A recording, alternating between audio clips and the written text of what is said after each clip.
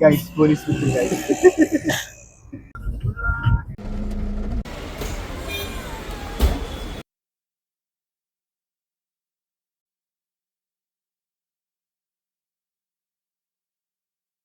നമസ്കാരം സുഹൃത്തുക്കളെ, കൃഷ്ണ ടോക്സിന്റെ പുതിയ എപ്പിസോഡിലേക്ക് എല്ലാവർക്കും സ്വാഗതം.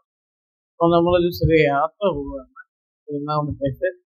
അതൊരു പ്രോഗ്രാം ഉണ്ട് മറൈൻ ഡ്രൈവില് അവിടെ വെച്ച്. ആ പ്രോഗ്രാം എന്താണ്, എന്തിനു വേണ്ടിയിട്ടാണ് പോകുന്നത് എന്നുള്ളത് വഴിയെ നമുക്കറിയാം. അപ്പോൾ കാഴ്ചകൾ കണ്ട് വർത്തമാനങ്ങൾ പറഞ്ഞ് ചിരിച്ച് സംസാരിച്ച് നമുക്ക് പോവാം. ഓക്കെ.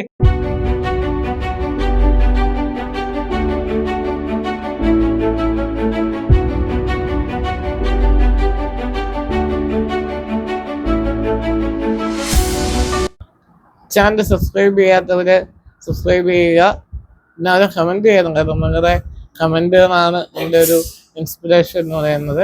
ഇപ്പം നമ്മുടെ കൂടെ കാർത്തികുണ്ട്, തെരേസയുണ്ട്. തെരേസ ഇതുവരെ ബ്രേക്ക്ഫാസ്റ്റ് കഴിച്ച് കഴിഞ്ഞിട്ടില്ല.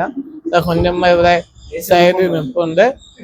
അത് നമ്മുടെ യാത്ര കണ്ടാളുണ്ട്. അത് ഒരു കണ്ടപ്പോൾ ക്യാമറ പിടിക്കുന്നത് സുഹേനാണ്. ക്യാമറ അമ്മയും മൂന്ന് റെഡി ആവുകയാണ്. നമ്മൾ 5 പേര് യാത്ര പോകുന്നതാണ്. അപ്പോൾ പുറത്തൊന്നുണ്ടാവണം. ബാക്കി വിശേഷങ്ങൾ വരിക. ഒരേ വണ്ടിയിലേക്ക് കയറുകയാണ് നമ്മൾ. ഇങ്ങനെയാണ് സുഹൃത്തുക്കളെ ഞാൻ എൻ്റെ കാറിനകത്തേക്ക് കയറുന്നത്. പലർക്കും ഭയങ്കര കൺഫ്യൂഷനാണ്. പല പ്രാവശ്യം നമ്മൾ എക്സ്പ്ലെയിൻ ചെയ്തിട്ടുള്ള ഒരു കാര്യമാണ്. എനിക്കിപ്പോഴും നമ്മളെങ്ങനെയാണ് യാത്ര ചെയ്യുന്നത്, നമ്മളെങ്ങനെയാണ് വണ്ടിയിൽ കയറുന്നത്, അങ്ങനെ കുറേ ചോദ്യങ്ങളും സംശയങ്ങളും പലരും ചോദിക്കാറുണ്ട്. അപ്പോൾ അതുകൊണ്ട് ഉത്തരവാണ് ഈ ഒരു കുറിപ്പ്. വീണ്ടും വീണ്ടും ഇത്ര കാഴ്ചകൾ നമ്മൾ കാണിക്കുന്ന ഒരു അവയർനെസ് ക്രിയേറ്റ് ചെയ്യാൻ കൂടിയാണ്. കാരണം നമുക്ക് മൊബിലിറ്റിക്ക് വേണ്ടിയിട്ട് നമുക്ക് ചെയ്യാൻ ഒരുപാട് സാധ്യതകളുണ്ട്. അപ്പോൾ ഇതൊരു ഇത് കാരണം എല്ലാവർക്കും അത് മനസ്സിലായിട്ടുണ്ടാകും എന്ന്. ഓക്കെ. എറണാകുളത്തേക്കുള്ള യാത്ര തുടങ്ങി. ചെറിയ ചാറ്റന്മാരുണ്ട് ഇപ്പോഴ്. Guys, police with you guys. Guys, മാമനാണ്. മാമനെ ആദ്യമായിട്ടാ യൂണിഫോമിൽ കാണുന്നത്.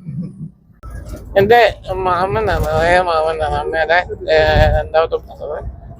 മാമനെ ആദ്യമായിട്ടാണ് യൂണിഫോമിൽ ഇങ്ങനെ കാണുന്നത്. വളരെ അൺഎക്സ്പെക്റ്റഡായിട്ട് പോകുന്ന വഴിക്ക് എക്സാമ്പിൾ എത്തിയപ്പോൾ മാമനെ കണ്ടു. അന്ന് വന്ന് എത്തി സംസാരിച്ചു.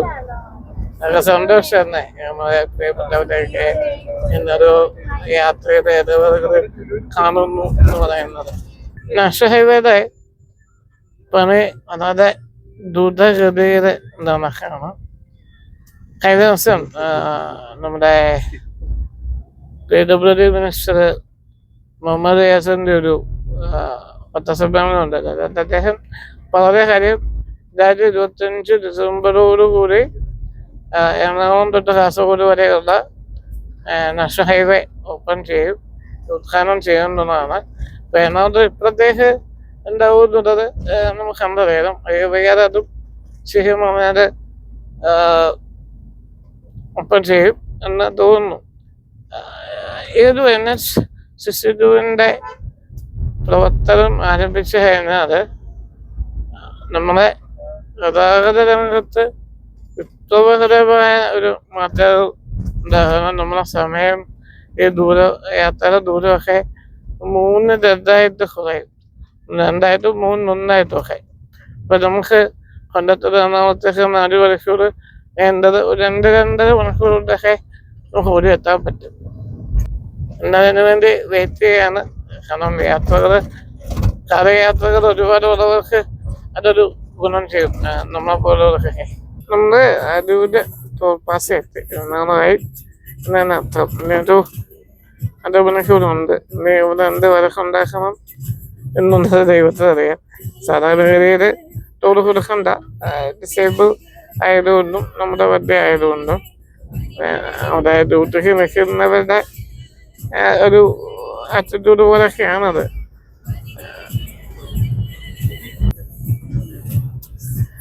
ഓക്കെ, അപ്പൊ എന്തായാലും വലിയ ബുദ്ധിമുട്ടുകളില്ലാതെ ഒരു ബുദ്ധിമുട്ടില്ലാതെ നമുക്ക് ഇവിടെ കയറാൻ പറ്റി.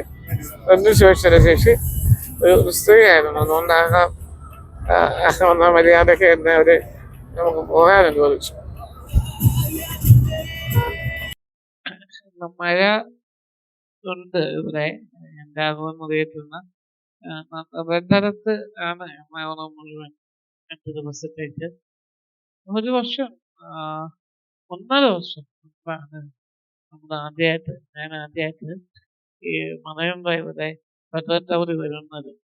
ഒരു പ്രപ്പോസൽ കൊടുക്കാൻ വേണ്ടിയിട്ട് മൈൻഡിന്റെ സഹയാത്ര പ്രോജക്റ്റിന് വേണ്ടിയിട്ട് പ്രപ്പോസൽ മൂവ് ചെയ്യാൻ പറ്റിയിരുന്ന പിന്നീട് അതിനെ ഫോളോ ചെയ്യുകയും അമിത് എന്ന് പറയുന്ന ചേട്ടൻ നമുക്ക് വേണ്ടി സപ്പോർട്ട് ചെയ്യുകയും ഒക്കെ ചെയ്തിട്ടാണ് പിന്നെ ഒരു ഫെഡറൽ ബാങ്ക് ഈ ഒരു പ്രപ്പോസൽ അപ്രൂവ് ചെയ്യുന്നതും മൈൻഡിലെ 19 പേർക്ക് മൊബിലിറ്റി ഡിവൈസുകൾ സഹയാത്ര പ്രോജക്റ്റിന്റെ ഭാഗമായിട്ട് ഫെഡറൽ ബാങ്ക് ഇനിഷ്യേറ്റീവ് വഴി മൈൻഡിന് തരുന്നത്.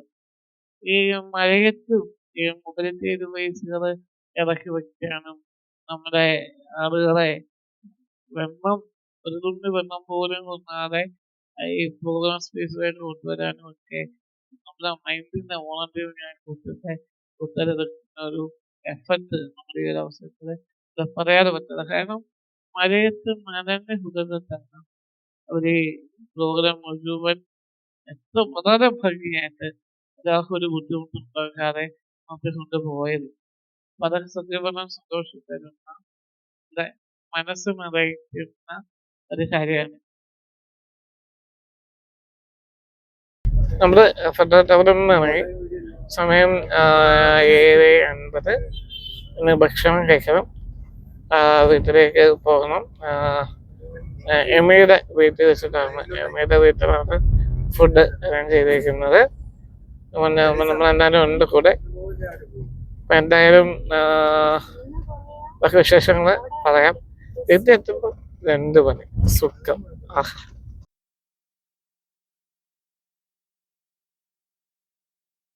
ഞാൻ എമ്മയുടെ വീട്ടിലെത്തി. നന്ന വിശപ്പുണ്ട്.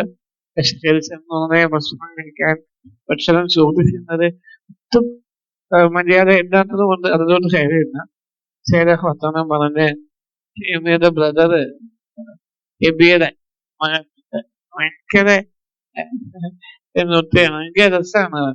അവരുടെ കളിയൊക്കെ കണ്ട് കുറച്ചിരുന്നിട്ട് മനസ്സിലുണ്ടാക്കി ബീഫും പൊറോട്ടയും ചോറും ഒക്കെ കഴിച്ചിട്ട് പതിയെ അവിടെ നിന്ന് അങ്ങോട്ട് ഇറങ്ങുകയാണ്.